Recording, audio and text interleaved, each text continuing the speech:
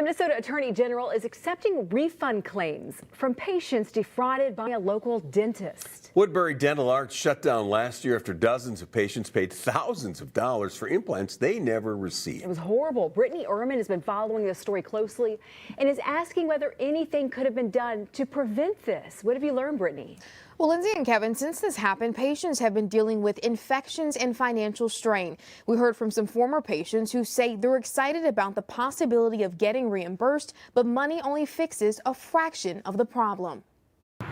When Robert Johnson walked into Woodbury Dental Arts, he expected to leave with a fresh start. Someone that could bring a smile back to my face. But that process was put on hold. It was just a total shock that it went that way.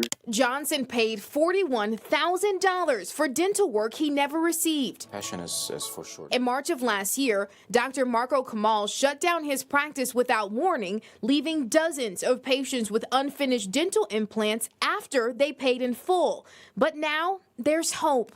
The Attorney General's office is now accepting refund claims from those impacted. Quite ecstatic. Before Kamal shut down his practice, the Minnesota Board of Dentistry suspended his license after improperly placed implants led to infections.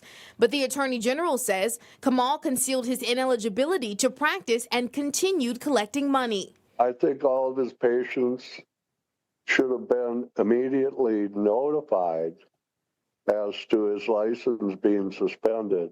We've been asking the Minnesota Board of Dentistry for an interview for over a year, but they've declined. So I sent them this list of questions by email. That includes, does the board acknowledge any gaps in oversight that allowed Dr. Kamal to provide inadequate care to patients with a suspension on his record?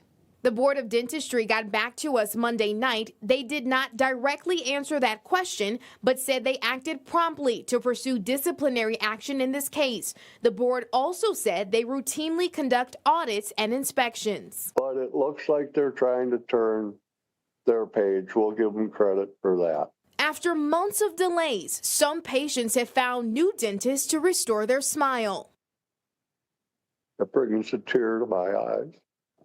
But he says the emotional impact of being defrauded still lingers. Probably a little less trusting.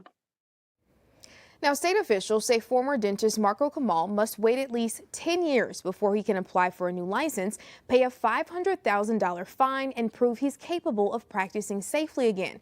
Through our research, we found Kamal appears to be operating a consulting business under a different last name. You can see it there, using a California registered number. The Minnesota Board of Dentistry told us that in Minnesota, he cannot do that while his license is suspended. But in other states, it could be possible. We also found that in California, his license was revoked earlier this year. Now, at this point, Kamal has not been charged with a crime. Kevin and Lindsay. Okay, that is Brittany Ehrman.